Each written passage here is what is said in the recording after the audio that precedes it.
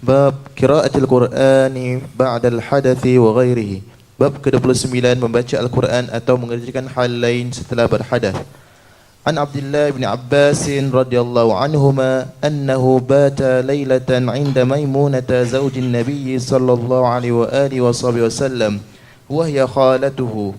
فاضطجعت في عرض الوسادة واضطجع رسول الله صلى الله عليه وآله وسلم وأهله في طولها فنام رسول الله صلى الله عليه وآله وسلم حتى إذا انتصف الليل أو قبله بقليل أو بعده بقليل استيقظ رسول الله صلى الله عليه وآله وسلم فجلس يمسح النوم عن وجهه بيده ثم قرأ العشر الآيات الخواتم من سورة آل عمران ثم قام إلى شن معلقة فتوضأ منها فأحسن وضوءه ثم قام يصلي قال فقمت فصنعت مثل ما صنع ثم ذهبت فقمت إلى جنبه فوضع يده اليمنى على رأسي وأخذ بأذن اليمنى يفتلها فصلى ركعتين ثم ركعتين ثم ركعتين ثم ركعتين ثم ركعتين ثم ركعتين ثم أوتر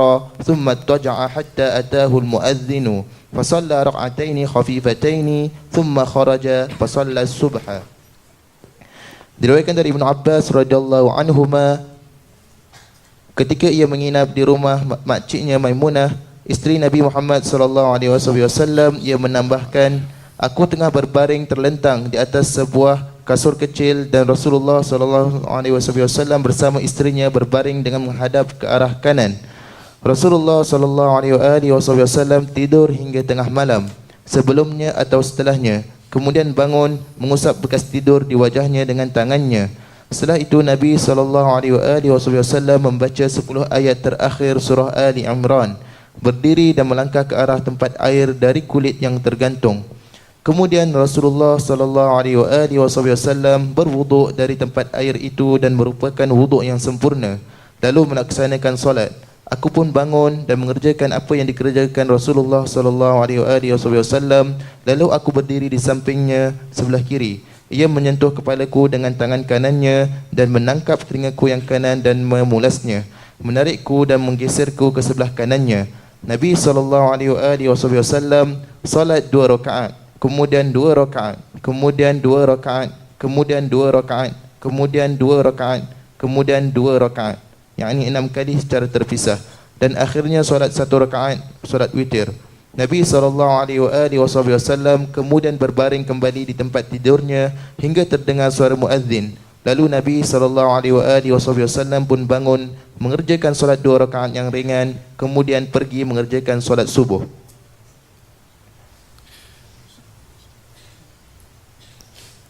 Hadis diceritakan berkenaan dengan hukum membaca Al-Quranul Karim sementara berada dalam keadaan hadas, membaca Quran dalam keadaan hadas.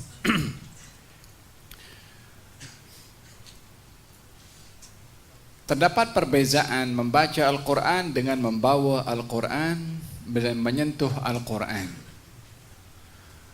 Di dalam hadis yang dilarang adalah menyentuh ataupun membawa Al-Quran dalam keadaan hadas. Dalam pegangan mazhab Imam Syafi'i berpandukan kepada satu dalil hadis Rasulullah sallallahu alaihi wasallam, la yamassul Qur'ana illa tahir. Tak boleh seseorang menyentuh kepada Al-Quran kecuali dalam keadaan suci. Larangannya di sini adalah menyentuh.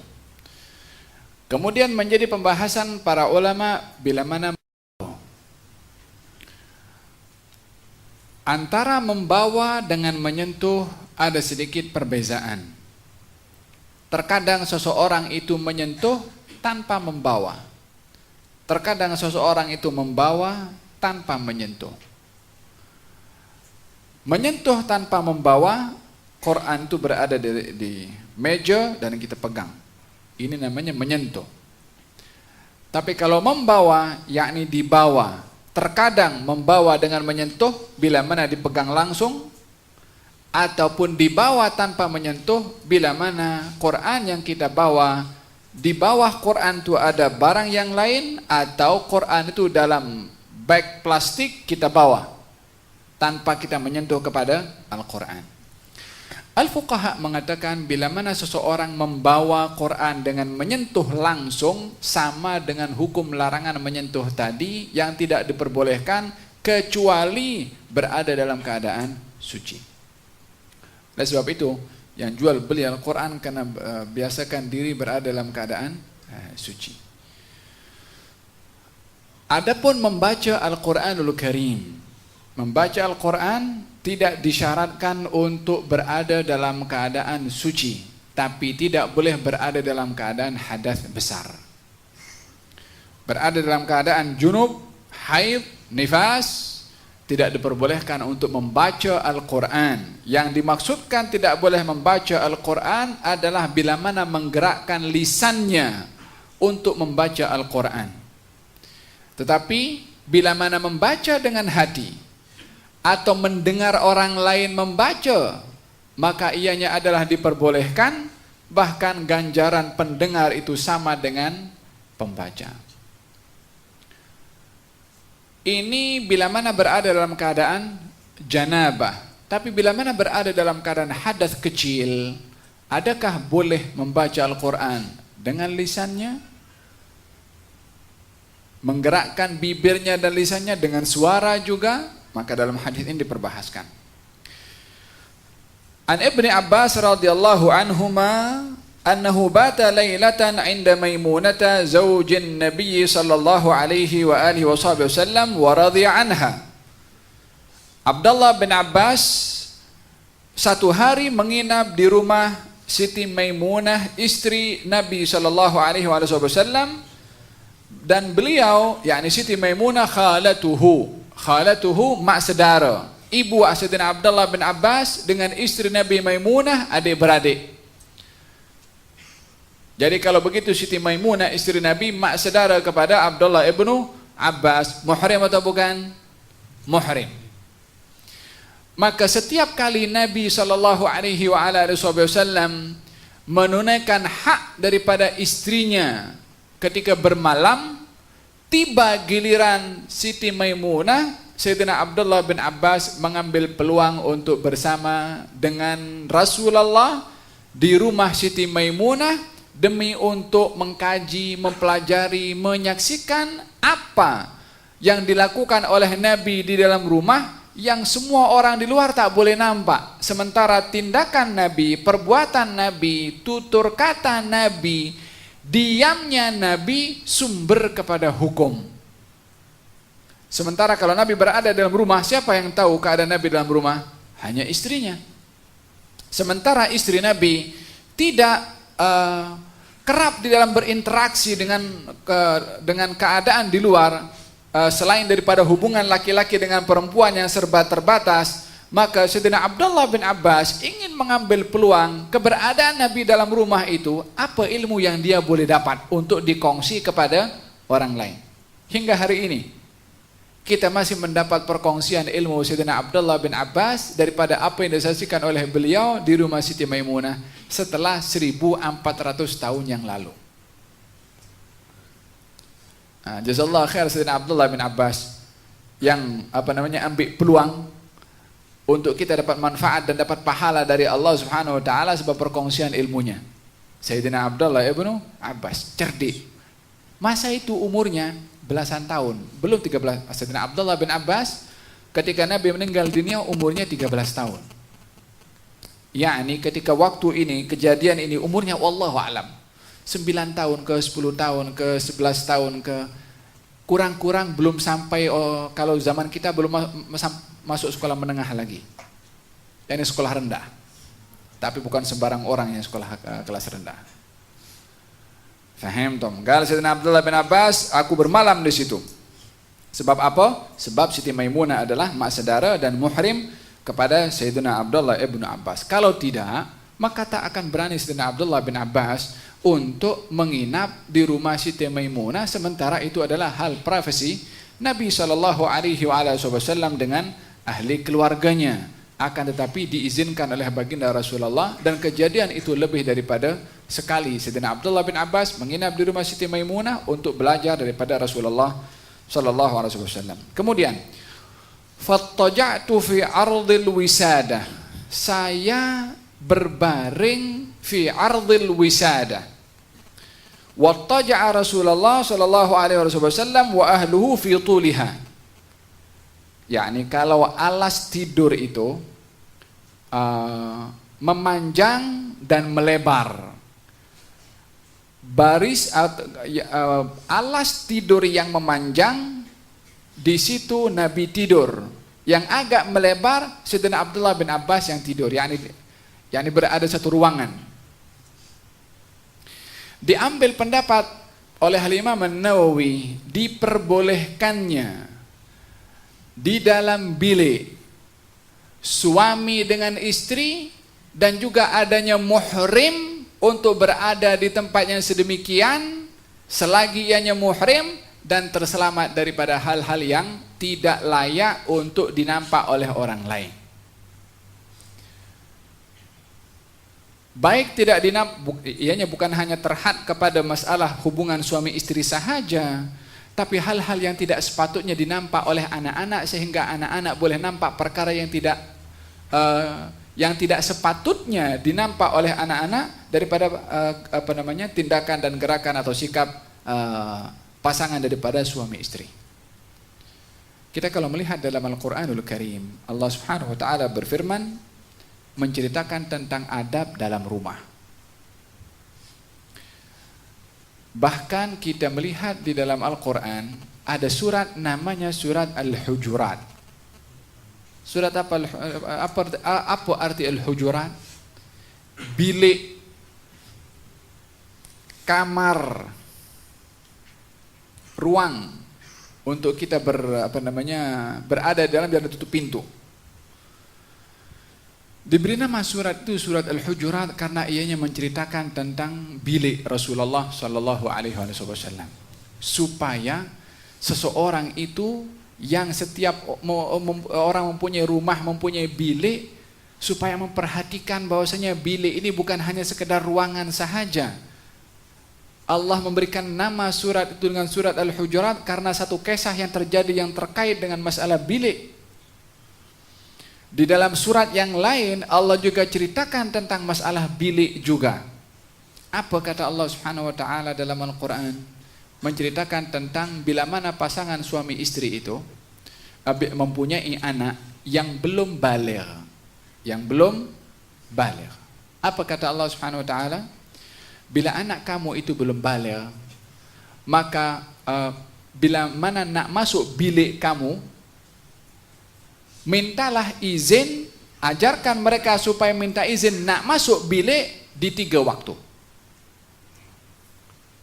Ajarkan, hai orang tua, kepada anak yang belum baligh, bila mana nak masuk bilik kamu di 3 waktu. Bila 3 waktu itu? Yang pertama, selepas subuh. Yang kedua, ketika matahari sudah masuk zawal, masuk zuhur. Yang ketiga, selepas salat isya. Selain daripada 3 waktu ini, anak-anak kamu boleh masuk bilik tanpa minta izin. Tapi di 3 waktu ini, anak-anak yang belum baligh ya. Selain daripada 3 waktu ini, anak-anak kamu yang belum baligh boleh masuk bilik tanpa minta izin. Bila selain di 3 waktu. Kenapa spesifik disebutkan oleh Allah Subhanahu wa taala dalam 3 waktu? Gal yang pertama, setelah salat subuh, disebabkan oleh kerana keadaan waktu itu bila mana seseorang sedang berbaring untuk rehat di awal pagi, namanya orang berbaring dan tidur, tak tahu keadaan pakaian waktu itu bagaimana ketika seseorang berada dalam keadaan tidur. Karena 3 waktu ini adalah 3 waktu untuk mereka berehat. Selepas subuh maksudnya bukan terus lepas salat subuh mereka tidur. Tidak, selepas itu maksudnya. Yang kedua selepas zawal, ketika matahari masuk zuhur. Sebab itu time mereka rehat setelah bekerja beberapa jam di pagi hari. Yang ketiga lepas salat isya. Ketiga-tiga waktu itu adalah waktu untuk rehat yang seseorang kalau tertidur di waktu itu tidak tahu keadaan dirinya, pakaiannya bagaimana. Maka dengan demikian Al-Quranul Karim mengajarkan kepada orang tua supaya mendidik kepada anak-anaknya untuk tidak menampakkan keadaan yang tidak sepatutnya dinampak oleh anak-anak walaupun anak-anak belum baligh. Zaman kita sekarang mak bapak pakai serwal pendek di depan anak-anaknya.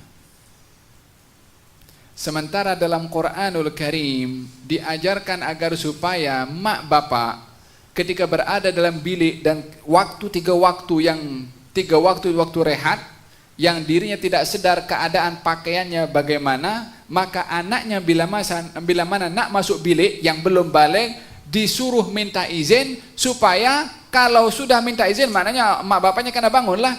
Kalau bangun dia kena prepare dalam keadaan yang elok supaya tidak dinampak dalam keadaan yang tidak manis dinampak oleh anak-anak. Ini anak belum balik nak masuk bilik. Kemudian Allah menyambung, kalau anak-anak kamu dah balik, maka mesti minta izin bila-bila masa nak masuk bilik. Kalau sudah balik, bila-bila masa nak masuk bilik, kena minta izin. Nak masuk bilik siapa? Bilik mak bapaknya sendiri. Ini tarbiyah dalam rumah yang diajar oleh Allah dalam Al-Quranul Karim. Faham dong? Dan dalam hal ini Sayyidina Abdullah bin Abbas yang tidur satu bilik dengan Rasulullah dan juga Siti Maimunah, tentunya waktu itu adalah keadaannya bukan seperti yang keadaan yang diperlukan untuk pasangan suami istri itu bersama tanpa ada sesiapapun juga. Yakni baginda Rasulullah SAW mengizinkan kepada Sayyidina Abdullah ibnu Abbas untuk berada satu bilik dengan baginda Rasulullah SAW. Dan mungkin sebab yang kedua, keadaan bilik Rasulullah SAW bukanlah macam kita sekarang satu rumah ada 4, 5, 6, 7 bilik. Keadaannya pun terhad sehingga dikatakan dalam satu riwayat, Siti Aisyah meriwayatkan, baginda kalau bangun malam kemudian nak salat malam, baginda Rasulullah SAW bangkit, kemudian dia ambil wudu. Setelah wudu itu Nabi salat, dan ketika Nabi salat hendak sujud, Nabi tepuk kaki Siti Aisyah, macam tu, disuruh angkat. Kalau nak sujud diangkat kaki Siti Aisyah, lepas itu Nabi sujud. Dah selesai sujud bangkit, dihulurkan balik kakinya. Apa maknanya? No space untuk sholat, sempit biliknya. Sampai demikian digambarkan oleh Siti Aisyah bagaimana bilik Nabi Sallallahu Alaihi Wasallam.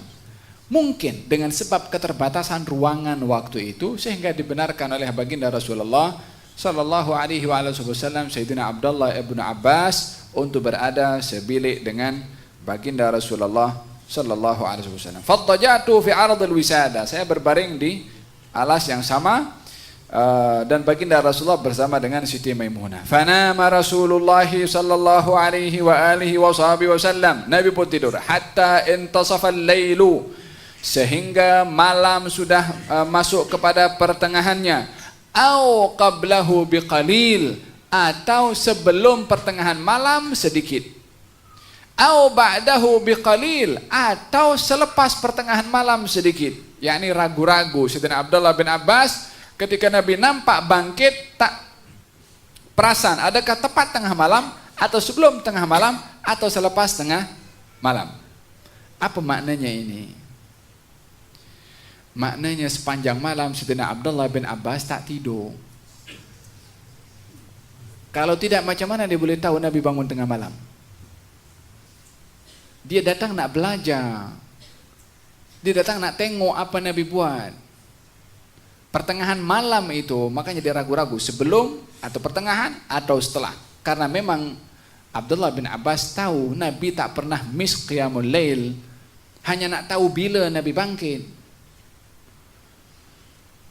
Kata Sayyidina Abdullah bin Abbas, yakni sepanjang malam beliau tak tidur. Apa tujuannya? Memerhatikan, menunggu bila Nabi bangkit. Dan apa Nabi buat? Semangat nak cari ilmu. Faham tu? Jerbu tidak menjadi penghalang untuk mencari ilmu.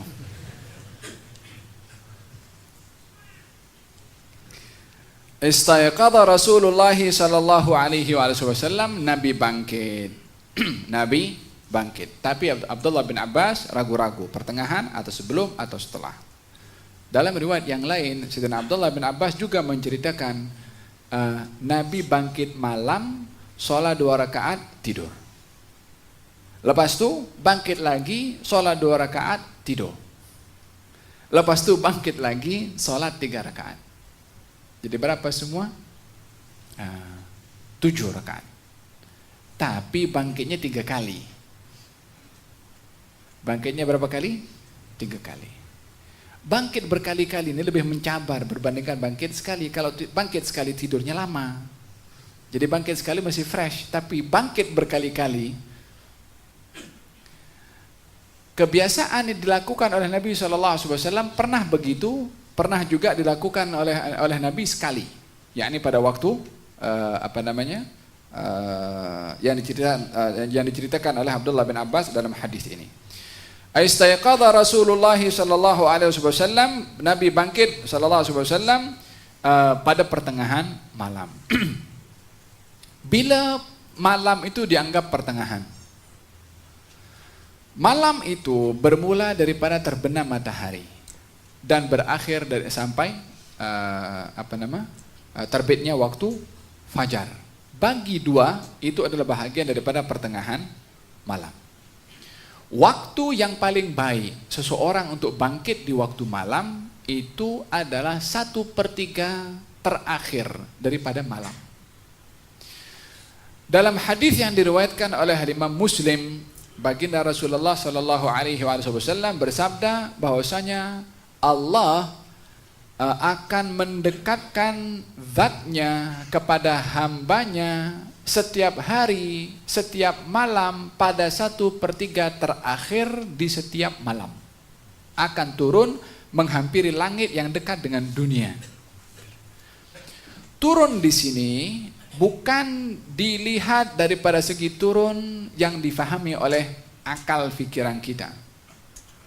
Kita kalau berfikir tentang masalah turun, yang terfikir daripada kita daripada bawah, dari atas ke bawah. Kalau ada turun, ada naik. Daripada mana kita boleh tahu turun dan naik? Setelah adanya ruang atas dan bawah. Kalau tak ada ruang, macam mana kita nak katakan itu atas bawah sehingga nak buktikan naik ataupun turun? Ini semua hanya terkait dengan makhluk. Makhluk perlu tempat atas, bawah untuk tahu naik turun. Allah Subhanahu wa ta'ala sudah ada sebelum adanya atas, sebelum adanya bawah, sebelum adanya arah. Bila kita tahu arah timur, setelah kita tahu arah barat. Bila kita tahu arah atas, setelah kita nampak arah bawah.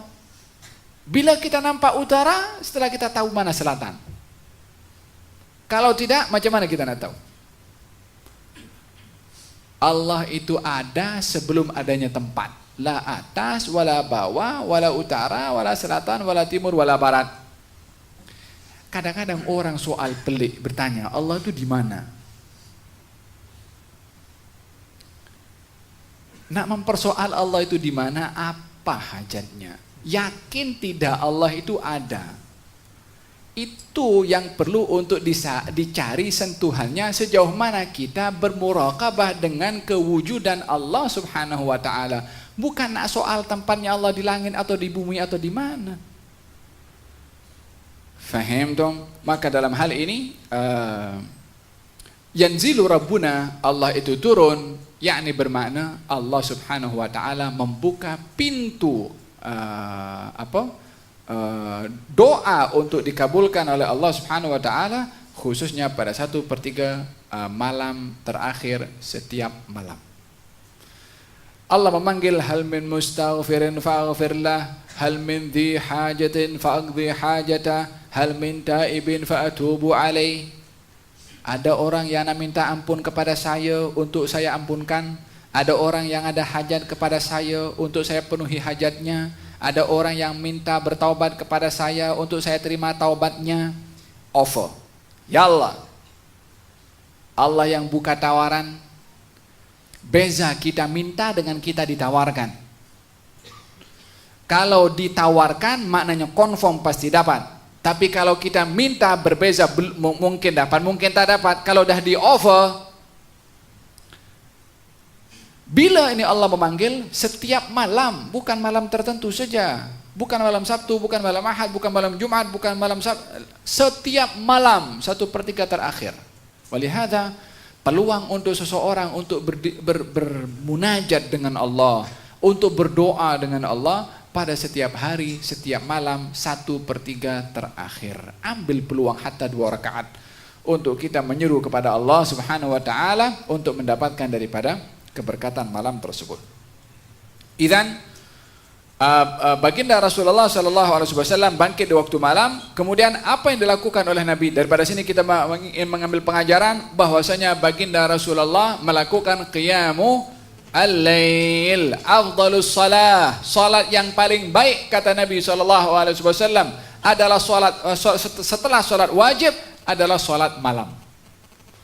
Salat terbaik dilakukan oleh seseorang setelah salat fardu adalah salat malam.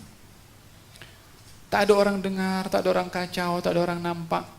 Hanya siapa? Kita dengan Allah. So bercakap, luahkan apa kita punya problem dalam hidup ini.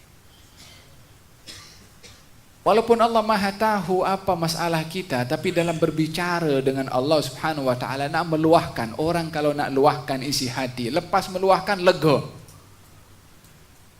Coba luahkan permasalahan kita dengan Allah Subhanahu wa taala. Luahkannya itu bukan nak bagi tahu kepada Allah apa yang berlaku kepada kita, Allah Maha tahu, tapi nak tunjuk ke ya Allah aku perlu dengan engkau ini. Nak tunjuk itu saja. Kalau Sayyidina Imam Al-Haddad mengatakan ana abdun sara fakhri dhimna faqri wattirari.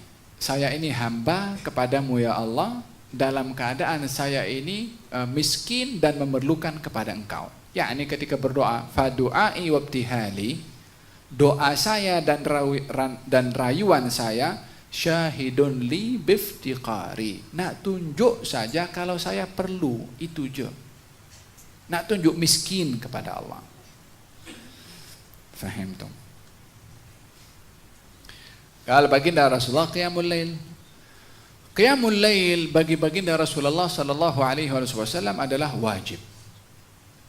Walaupun sunnah bagi selain baginda Rasulullah. Ya ayyuhal muzammil qumil laila illa qalila nisfahu aw inqus minhu qalila aw zid alaihi warattilil qur'ana tartila.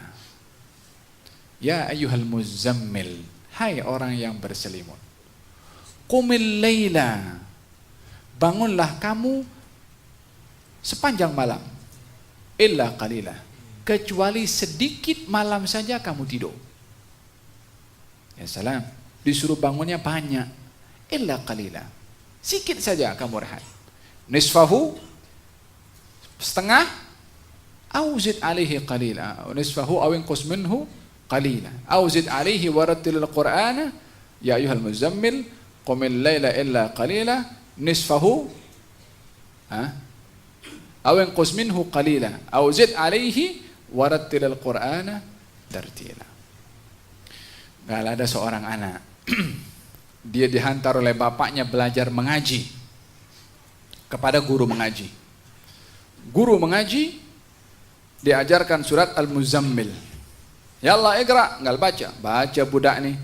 Ya ayyuhal muzammil qumil laila illa qalila nisfahu aw inqus minhu qalila aw zid alayhi warattilil qur'ana tartila inna sanulqi alayka qawlan thaqila. Hanya beberapa ayat sahaja. Balik ke rumah, Guru yang mengajar Quran itu dia tak ajar maknanya. Tanya kepada bapaknya, ayah, ini siapa yang muzammil yang berselimut ini? Kata bapaknya mengatakan, itu adalah Rasulullah. Ayah, di sini diberitahukan Rasulullah qiyamul lail, tapi saya nampak ayah tak qiyamul lail. Bapaknya malu tapi cari alasan. Hai anak, itu Rasulullah. Kita bukan nabi. Esok balik anaknya belajar, sambung balik mengaji sampai kepada ayat yang terakhir. Inna rabbaka ya'lamu annaka taqumu min thulaili. Apa tu? Man yahfadzul Quran. Hadal qari, mana kita punya imam qari. Inna rabbaka ya'lamu annaka taqumu adna min thulutsayil laili wa nisfahu wa thulutsahu wa ta'ifatun minal ladzina ma'aka. Sesungguhnya Tuhanmu wahai Rasulullah Muhammad mengetahui kalau kamu bangun malam, yakni 1/3-nya, 1/2-nya, dan juga wa ta'ifatun, dan golongan orang-orang yang beriman bersama dengan engkau pun juga qiyamul lail juga. Siapa golongan itu? Sahabat Nabi SAW. Balik rumah bagi tahu, ayah, surat terakhir Muzammil itu bagi tahu yang qiyamul lail itu bukan Rasulullah saja, tapi sahabat Nabi pun juga qiyamul lail walaupun mereka bukan Rasul. Kata bapaknya pula mengatakan, itu kan sahabat Rasulullah. Kata anaknya mengatakan, ayah, kalau bukan Rasul dan sahabat yang diikut, siapa yang nak diikut? Bapaknya punya malu dengan anaknya, mulakan, hai anakku, mula malam ini, jom kita sama-sama qiyamul lail. Teguran daripada anak, daripada sentuhan ayat Al-Quranul Karim. Faham tom? Kalau seseorang kalau tidak mempunyai wirid qiyamul lail, dahulu para masyayikh mengajarkan kepada murid-muridnya, tidaklah sah seorang itu untuk menjadi penuntut ilmu agama kalau tak punya wirid kebiasaan qiyamul lail. Kalau Sayyidina Ahmad bin Hanbal pernah didatangi oleh seorang murid ingin belajar. Sebelum belajar dites dulu, diletakkan dalam biliknya, ini biliknya, kemudian diletakkan semangkuk air di hadapan biliknya.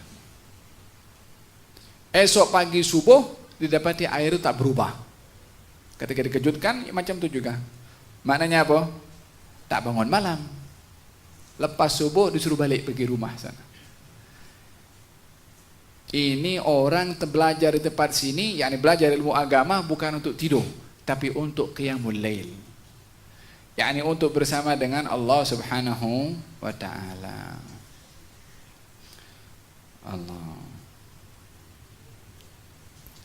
mudah-mudahan Allah kasih semangat kita qiyamul lail, walaupun kita lemah, kita dhaif, mudah-mudahan dianugerahi oleh Allah Subhanahu wa ta'ala untuk qiyamul lail.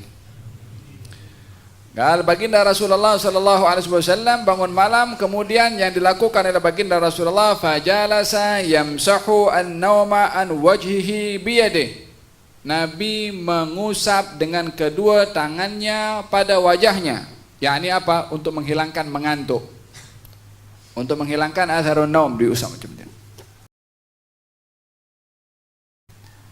Sambil membaca firman Allah Subhanahu wa taala dalam surat Ali Imran, lillahi ma fis samawati ma fil ardi lillahi ma fis samawati wal ardi wabatha fiha Allah, lupa pula surat Ali Imran. Inna fi khalqis samawati wal ardi wa ikhtilafil laili wan nahari wal fulki allati tajri fil bahri bima yanfa'un nasa. 10 ayat dibaca oleh Nabi sallallahu alaihi wa ala alihi wasallam ketika bangkit daripada tidurnya. Ayat yang dibaca ini bila dibaca oleh Nabi setelah Nabi bangkit daripada tidur. Orang yang biasa bangkit daripada tidur adalah tidak dalam keadaan bersuci. Yang dibaca oleh Nabi adalah ayat Quranul Karim. Maka dalam hal ini Al-Imam Al-Bukhari mengambil pandangan bahwasanya membaca Quran walaupun dalam keadaan hadas kecil diperbolehkan disebabkan oleh karena Nabi ketika bangkit daripada tidurnya, yang mana orang bangkit daripada tidur berada dalam keadaan hadas kecil, bila mana tidak melakukan perkara yang menyebabkan hadas besarlah, dan Nabi membaca ayat Al-Quranul Karim dalam keadaan Nabi baru bangkit daripada tidurnya. Ini tajuk yang terkait dengan masalah al-bab. Tapi menjadi pembahasan para ulama tentang tidurnya Nabi SAW beberapa pandangan. Yang pertama adalah baginda Rasulullah SAW bersabda, "Tanamu aini wa la yanamu qalbi." Mata saya tidur, hati saya tak tidur. Sehingga terkadang Nabi tidur berbaring, bangkit daripada tidurnya Nabi sholat terus. Sementara tidur itu adalah bahagian daripada perkara yang membatalkan al-wudu, disebabkan oleh karena orang tidur tak sedar apa yang berlaku, mungkin angin terkeluar tanpa dia sedar. Masalah kepada orang biasa bila mana tidur membatalkan wudu karena dirinya tak sedar ketika tidur. Sementara Rasulullah ketika tidur, kata baginda, yang tidur itu adalah mata saya saja yang terpejam, tapi apa yang berlaku kepada diri saya sedar. Yani kalaupun angin yang keluar, Nabi pun akan sedar. Maka dalam hal ini baginda Rasulullah kalau tidur pun terkadang tidurnya berbaring, bangkit terus menjadi imam, disebabkan beliau sedar apa yang berlaku kepada dirinya ketika tidur. Faham tom? Ini tidurnya baginda Rasulullah yang tidak boleh diukur dengan tidurnya mana-mana manusia. Dan ini adalah bahagian yang istimewa kepada Rasulullah yang tidak ada pada manusia yang lain. Baginda mempunyai pelbagai macam keistimewaan yang tidak dimiliki oleh manusia yang lain dalam kemanusiaannya Nabi. Istimewanya Nabi adalah bukan karena beliau malaikat. Istimewanya adalah karena kemanusiaan Nabi SAW. Di antara keistimewaannya yang tidak dimiliki oleh orang lain adalah beliau, kata baginda Rasulullah, luruskan saf-saf kamu di belakang, sesungguhnya saya dapat melihat kamu di belakang seperti mana saya melihat kamu di hadapan. Yani walaupun menghadap seperti ini, tahu apa yang berlaku di belakang. Siapa ada orang punya keistimewaan seperti ini? Tidak ada. Keistimewaan yang ada kepada kemanusiaannya Nabi SAW, keringat Nabi lebih wangi daripada minyak kasturi. Keringat siapa selain Nabi yang punya wangi lebih wangi daripada minyak kasturi? Sayyidina Ummu Salamah mengambil keringat Nabi ketika Nabi tidur dan nampak ketulan keringat itu banyak, panas yang cukup terik. Maka diambil sedikit oleh Ummu Salamah, diletakkan dalam botol. Gal kata baginda Rasulullah ketika Nabi sedar, Ummu Salamah sedang mengambil keringat Nabi. Kata baginda Rasulullah, apa kamu buat? Gal kata Ummu Salamah, ya Rasulullah, saya ambil keringat ini yang lebih wangi daripada minyak kasturi untuk anak-anak kecil kami. Kata Ummu Salamah, asobdi, betul kamu punya perbuatan. Ini kemanusiaan yang ada kepada Nabi SAW yang tidak sama dengan manusia yang lain. Manusia yang lain dalam berjalan mempunyai bayangan. Rasulullah berjalan tidak mempunyai bayangan. Di dalam kitab Syama'il Muhammadiyah yang disyarahkan oleh Imam An-Nabahani menceritakan bagaimana Rasulullah kalau berjalan sahabat ikut dengan Nabi, sehingga sahabat itu teringat kalau berjalan dengan Nabi, Nabi ada bayangan, khawatir kakinya terpijak bayangan Nabi. Maka beliau ketika berjalan tak mau pijak kepada bayangan Nabi Muhammad SAW. Dididik macam mana hormatnya mereka kepada Rasulullah. Yang zaman sekarang orang nak puji Nabi, nak sanjung Nabi dianggap melampau. As-sahabah berjalan tak mau pijak kepada bayangan Nabi Muhammad SAW. Ketika cari di bawah tak jumpa bayangan Rasulullah SAW. Ini keistimewaan yang ada kepada tak ubah daripada kemanusiaannya. Beliau memang manusia. Qul innama ana basyarun mithlukum. Katakan wahai Rasulullah Muhammad, saya manusia sama dengan kamu. Tapi dalam kemanusiaannya tidak boleh diukur sama karena beberapa keistimewaan yang ada tak sama dengan orang lain. Bukan kita yang mengatakan Nabi itu tak sama, realitinya memang tidak sama. Sehingga kita mengakui ketidaksamaan Nabi daripada manusia-manusia yang lain. Walihada dikatakan Muhammadun basyarun lakal basyari bal huwa yaqutun bainal hajari. Muhammad itu manusia tapi tak sama dengan manusia. Seperti mana batu permata tak sama dengan batu yang lain. Namanya sama-sama batu, batu kerikil ya batu, batu permata ya panggilannya batu, tapi adakah sama?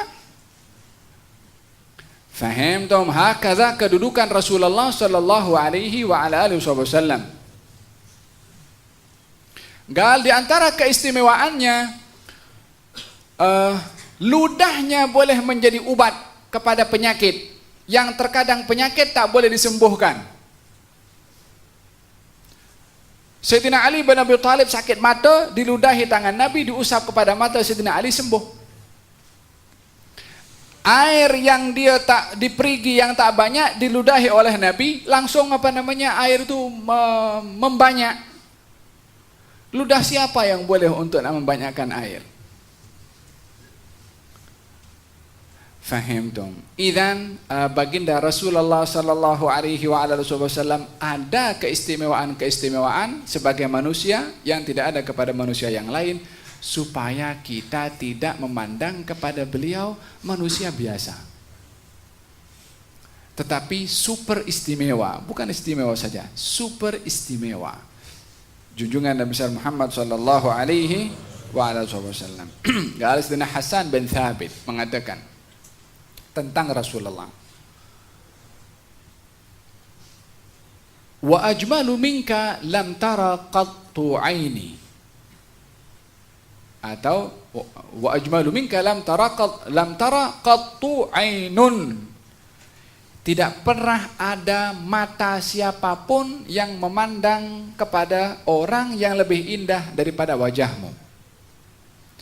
Wa afdalu minka lam talidun nisa'u, yang lebih mulia daripada engkau tak pernah ada siapapun wanita yang melahirkan.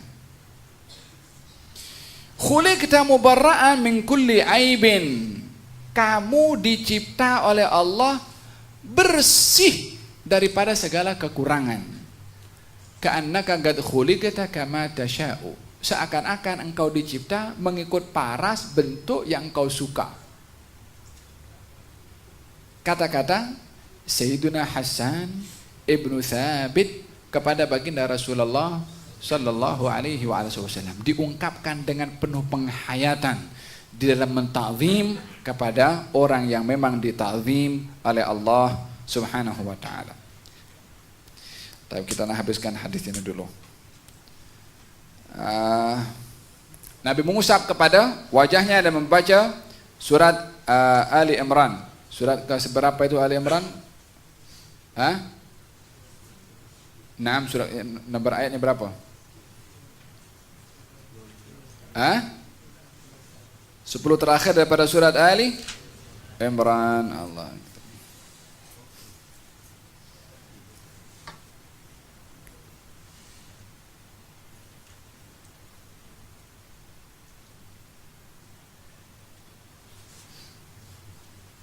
Mana bukan 10 terakhir?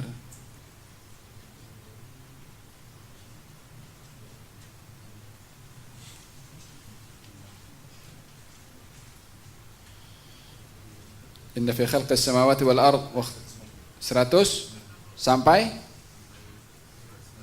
200. Nah, 190 sampai 200. Nah, baca kalau bangkit daripada tidur. Thumma qama ila shannin mu'allagatin. Kemudian baginda Rasulullah sallallahu alaihi wasallam bangkit pergi ke tempat macam qirbah, macam tempat air untuk Nabi berwudu daripada tempat tersebut. Fatawadda' minha fa ahsana wudu'ahu. Maka Nabi berwudu dengan sempurna. Thumma qama yusalli. Kemudian Nabi salat malam.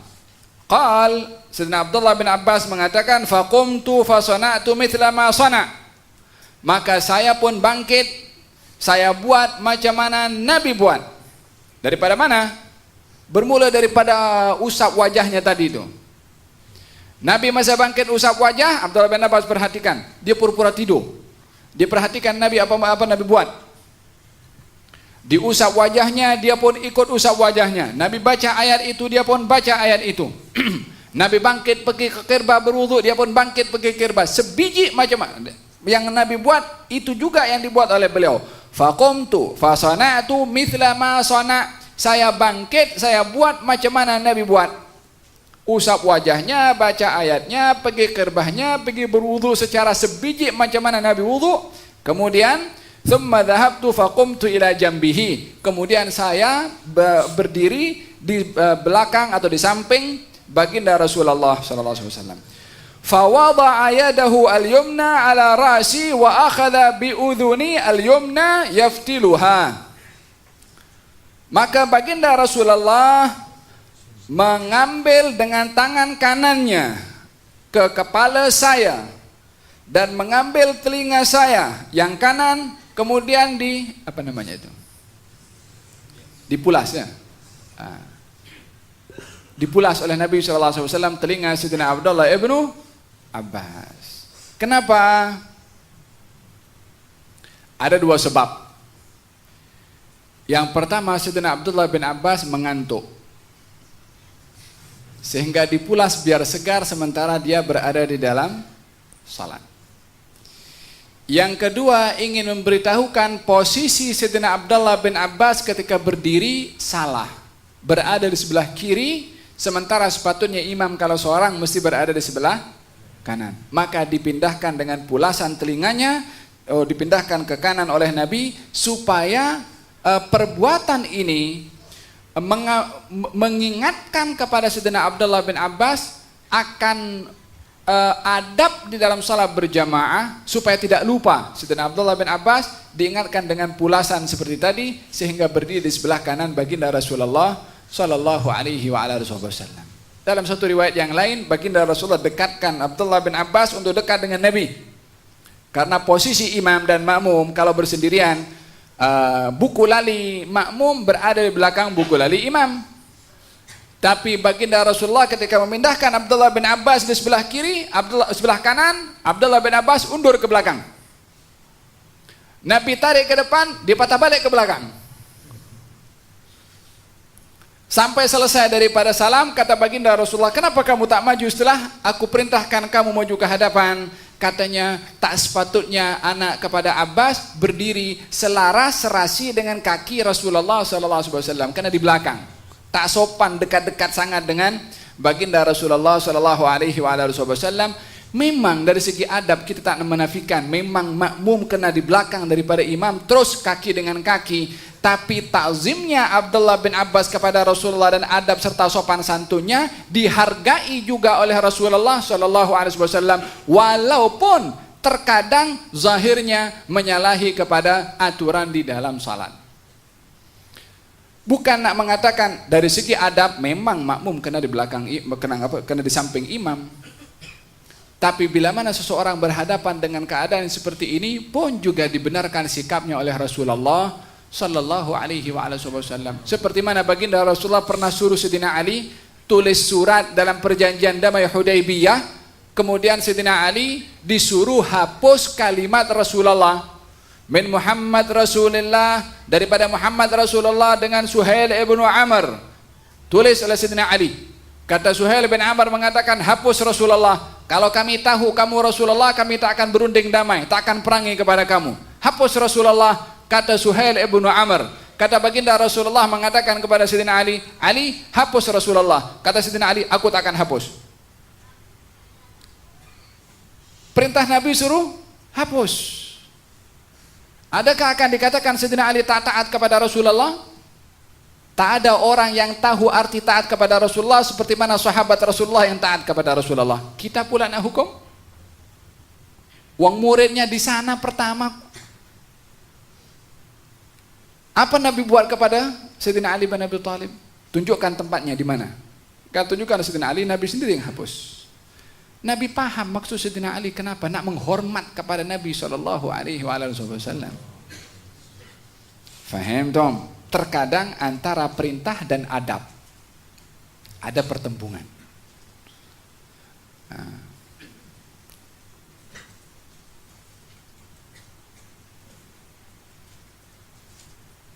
Tayyib. Kemudian Sayyidina Abdullah bin Abbas dipindahkan oleh Nabi SAW ke sebelah kanan setelah dipulas telinganya dengan dua sebab tadi ya. Kemudian tengok apa kata Sayyidina Abdullah bin Abbas. Fasalla rak'atain, thumma rak'atain, thumma rak'atain, thumma rak'atain, thumma rak'atain, thumma rak'atain, thumma autara. Ada berapa? Ada berapa? 13. Kenapa Abdullah bin Abbas mengatakan dua, kemudian satu? Terus saja 13 rakaat. Tapi dikatakan dua. Sebab apa? Sebab afdalus salah mathna. Salat yang paling baik walaupun jumlah bilangannya itu banyak dilakukan 2 rakaat. Yang 2 rakaat salam, 2 rakaat salam, 2 rakaat salam, terpulang berapa banyak salat yang akan dilakukan. Dan Abdullah bin Abbas menceritakan kalau dikatakan 13 rakaat sahaja mungkin 13 rakaat dengan 1 salam. Tapi Abdullah bin Abbas mengatakan 2 nak bagi tahu Nabi salat 13 rakaat caranya adalah 2 sampai kepada yang terakhir diakhiri dengan ganjil. Faham toh? Ada berapa rakaat? 13 rakaat. Al ulama berbeza pandangan apa maksud 13 rakaat. Sebahagian mengatakan 13 rakaat semuanya itu adalah witir. Tapi dalam mazhab Imam Syafi'i witir maksimum itu jumlahnya ada 11 rakaat. Sementara yang dilakukan oleh baginda Rasulullah malam itu adalah 13 rakaat. Lalu 2 rakaatnya apa? Sebahagian mengatakan 2 rakaat yang pertama dilakukan oleh Nabi adalah ba'diyatul isya. Sehingga semua menjadi 13 rakaat. Yang 11 witir. Yang tambahan lagi 2 ba'diyatul isya. Sebahagian mengatakan bukan, karena kebiasaannya ba'diyatul isya dilakukan oleh Nabi langsung selepas melakukan salat isya. Lalu 2 rakaat ini tambahannya daripada mana? Yaitu pembuka kepada salat malam itu 2 rakaat ringan. Pembuka kepada salat malam yang akan dilakukan panjang, pembukanya adalah rak'ataini khafifatain, 2 rakaat yang ringan. 2 rakaat yang ringan itu maksudnya bacaannya tidak panjang. Karena sebagai pembuka kepada salat yang akan datang, yakni salat 2 rakaat yang akan datang. Setelah 2 rakaat yang ringan tadi bacaannya, masuk kepada rakaat yang berikutnya, baru di situ panjang dibaca oleh Nabi SAW. Nanti bila mana sampai kepada bab at-tahajjud, bab salat tahajud baginda Rasulullah, kita akan mendapati pelbagai macam riwayat berapa rakaat salat yang dilakukan oleh Nabi di waktu malam. Ada mengatakan 7, ada mengatakan 9, ada mengatakan 11, ada mengatakan 13, ada pula mengatakan 15. Bagaimana perbezaan bilangan itu adalah akan dibahaskan pada nanti babnya. Intinya adalah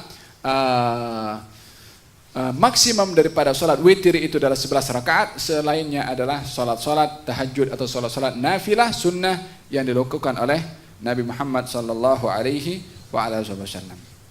Summa autara, kemudian Nabi mengganjilkan salatnya. yakni apa makna mengganjilkan? 1 rakaat sendiri. 1 rakaat sendiri kan coba 2 rakaat, 2 rakaat, 2 rakaat, 2 rakaat, 2 rakaat, 2 rakaat, yakni 12, summa autara. Kemudian salat 1 rakaat untuk mengganjilkan yang genap tadi. Di sini diambil pemahaman oleh para ulama bahwasanya bila mana ingin melakukan salat witir, ganjilnya itu sendiri. Tapi tidak digabung dengan 2 rakaat yang sebelumnya seakan-akan seperti salat maghrib. Sebab Nabi melakukannya dalam hadis ini 2 rakaat yang terakhir, kemudian ketika ingin mengganjilkan Nabi tidak buat 3. Tapi Nabi buat 2, kemudian 1. Maka dalam hal ini anjurannya bila mana ingin mengganjilkan salat witir, yang ganjil yang 1 itu dilakukan secara bersendirian. Walaupun madhab Imam Abu Hanifah dan juga madhab Imam Syafi'i tidak menyalahkan, bahkan memperbolehkan untuk melakukan salat witir ganjil 3 rakaat sekaligus 1 salam, atau 5 rakaat ataupun 7 rakaat dan seterusnya, tidak menyalahi daripada sahnya melakukan salat witir. Hanya anjurannya adalah mengasingkan salat witir itu bersendirian seperti mana dilakukan oleh Nabi sallallahu alaihi wasallam. Kemudian thumma taja'a, kemudian Rasulullah berbaring hatta atahul muadzin, sehingga datang muadzin, yakni yang mengumandangkan azan.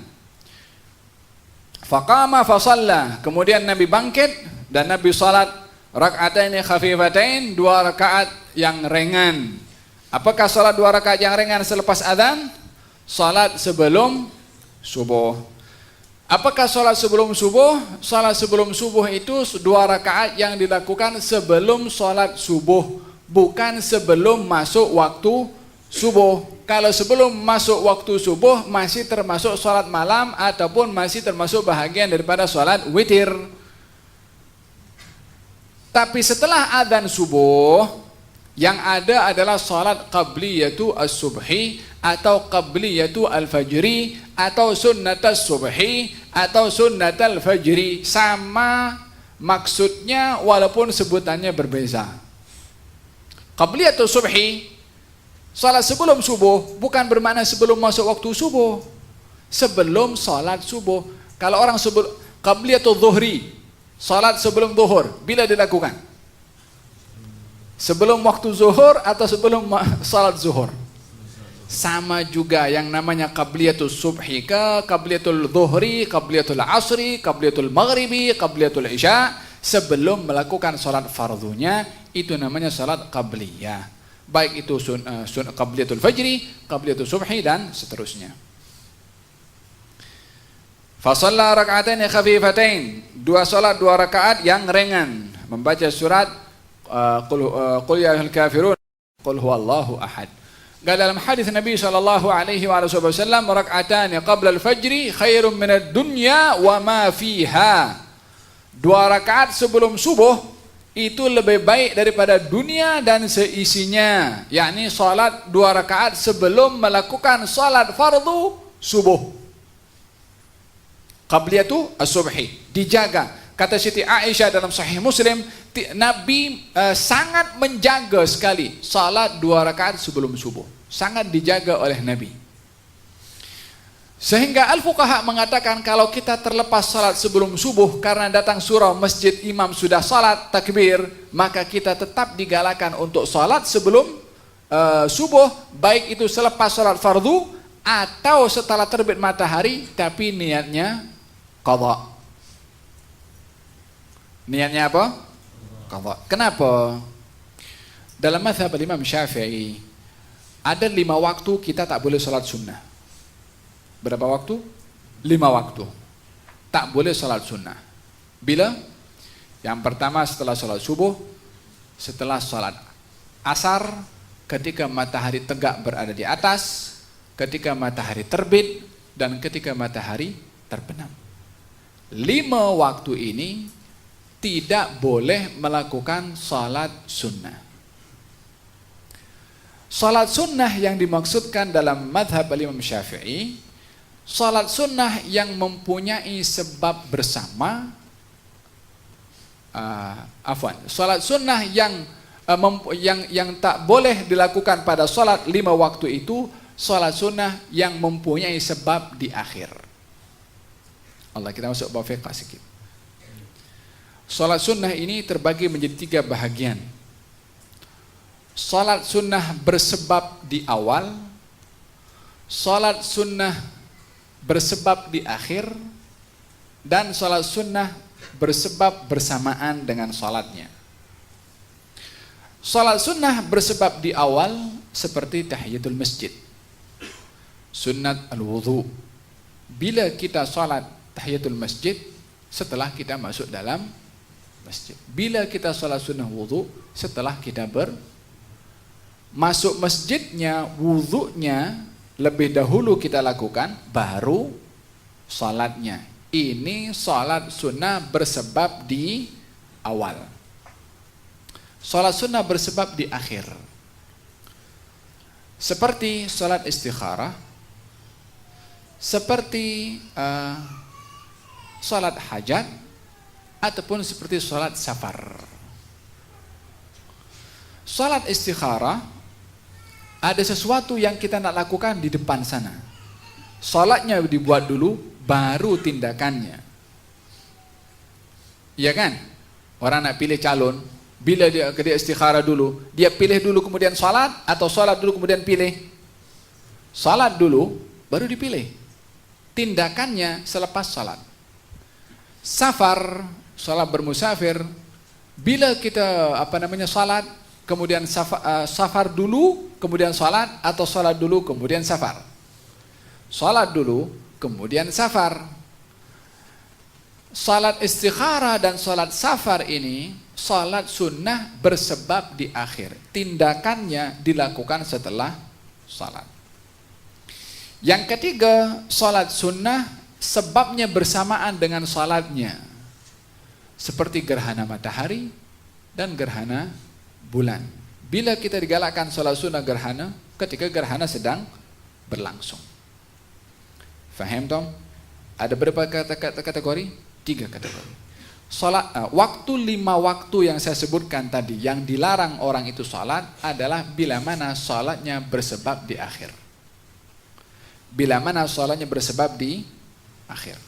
Yang sebabnya di awal atau sebabnya bersamaan, diperbolehkan walaupun di 5 waktu itu tadi. Dalam madhab al-Imam Syafi'i. Madhab yang lain mengatakan apa saja sholat sunnah tak boleh di 5 waktu ini, kecuali bila mana berada di Mekah. Di Mekah bila masa tak ada halangan. Tapi di selain kota Mekah, ada perbezaan kota Madinah. Tidak dibenarkan selain daripada kota Mekah untuk di 5 waktu ini sholat sunnah apa saja, mengikut madhab selain madhab al-Imam Syafi'i. Termasuk diantaranya sholat sunnah setelah fardu subuh. Maka bagaimana kita nak sholat sebelum subuh? Paham ya saya explain ya? Jangan saya cakap seorang saja nanti. Sholat sebelum subuh, sholat qabliyah apa saja? Sholat qabliyah apa saja? Baik itu sebelum qabliyatul zuhri, atau qabliyatul subhi, atau qabliyatul asri, atau qabliyatul maghribi, atau qabliyatul isya. Salat qabliyah kalau terlepas dilakukan, selagi waktu salat fardu itu masih ada, kita boleh melakukan salat qabliyah tersebut walaupun selepas salat fardu. Qabliyatul zuhri, kalau kita masuk masjid surau, imam dah mula takbiratul ihram salat zuhur, kita belum salat qabliyatul zuhri. Kita nak istiqamah salat itu. Disebabkan dalam hadis Nabi SAW, Nabi bersabda, barang siapa yang salat sehari semalam 10 rakaat, dalam riwayat yang lain 12 rakaat, banallahu lahu baitan fil jannah, Allah akan bangunkan rumah untuknya di syurga. Salat 12 rakaat, dalam riwayat yang lain 10 rakaat. Yang dimaksudkan 12 atau 10 itu salat rawatib yang terkait dengan salat fardu. Yang pertama, qabliyatul subhi 2 rakaat, qabliyatul zuhri 2 rakaat 4, ba'diyatul zuhri 4 rakaat 6, kemudian ba'diyatul maghribi 2 rakaat 8, dan ba'diyatul isya 2 rakaat jadi 10. Ini yang mengatakan 10 rakaat salat rawatib. Yang mengatakan 12 sama juga bilangannya, hanya saja untuk zuhur itu sebelum zuhur qabliyatul zuhri 4 rakaat. Jadi semuanya berapa? 12 rakaat. Bila mana terlepas peluang melakukan salat qabliyatul zuhri, masuk surau imam dah masuk salat fardu, Selepas salam imam, kita masih boleh melakukan qabliyatul zuhri karena waktu zuhur masih ada. Karena waktu zuhur masih ada. Maka diperbolehkan melakukan salat qabliyah walaupun selepas melakukan salat fardu. Dalam case salat sebelum subuh tadi yang digalakkan untuk dilakukan dan Nabi sangat menjaganya, kalau terlepas peluang melakukan salat sebelum subuh, masuk masjid, masuk surau, imam dah takbiratul ihram untuk salat subuh. Dalam hal ini kita tak boleh nak buat salat qabliyatul subhi sementara imam sudah mula takbiratul ihram pada salat fardu, atau Bilal dah qamat. Jangan pula nak ekspres nak kejar imam. Bila mana Bilal qamat, kita tak boleh salat. Lalu bagaimana supaya kita tak terlepas peluang untuk mendapatkan fadilah salat sebelum subuh? Kita akan melakukan salat itu setelah salat subuh. Ya. Imam Syafi'i mengatakan boleh melakukan salat sebelum subuh setelah melakukan fardu subuh. Disebabkan oleh kerana salat sebelum subuh sebabnya sudah ada, salatnya kemudian. Tadi daripada 3 kategori yang saya jelaskan, menurut mazhab Imam Syafi'i diperbolehkan kalau salat itu bersebab di awal, yang tak boleh bila mana bersebab di akhir. Tapi pengikut mazhab Imam Syafi'i mempunyai sifat moderate, ingin mengambil satu sikap yang selamat mengikut semua madhab. Madhab Syafi'i mengatakan salat sebelum subuh dilakukan setelah salat fardu subuh boleh, tapi madhab Abu Hanifah mengatakan tak boleh. So jadi macam mana? Alangkah baiknya kalau salat qabliyatul subhi tadi bila mana ingin dilakukan setelah matahari terbit. Kalau matahari terbit, habis waktu dah habis, naam, salatnya qadha. Kalau dilakukan demikian, satu, tidak berdosa karena salatnya salat sunnah. Yang kedua, selamat mengikut semua madhab. Dalam madhab Syafi'i mengqadha salat sunnah boleh, dalam madhab Imam Abu Hanifah qadha salat sunnah pun juga diperbolehkan. Jadi bagi yang ingin melakukan salat sebelum subuh setelah salat subuh langsung karena terlepas peluang melakukan salat sebelum subuh, diperbolehkan kalau nak berpegang kepada mazhab Imam Syafi'i, atau kalau dia nak berpegang kepada Syafi'i dan juga benar menurut mazhab yang lain, dilakukannya dalam bentuk qadha setelah terbitnya matahari. Yang penting jangan terlepas peluang daripada melakukan salat sebelum subuh. Faham dong? Agak rumit sikit dalam masalah ini, tapi itu yang memang diperbahaskan oleh al-fuqaha. Hikmah atau pelajaran yang kita boleh ambil di sini. Thumma kharaja fa shalla as-subha. Nabi keluar melakukan salat subuh. Kalau Nabi keluar, sebelum keluar Nabi di mana? Nabi di rumah. Salat qabliyahnya Nabi lakukan di mana? Kebiasaan salat sunnah itu dilakukan oleh Nabi di rumah kecuali salat fardu. Afdalu salatul rajul fi baitihi illa al-maktubah. Sebaik-baik salat bagi lelaki dilakukan itu di rumahnya kecuali salat fardu.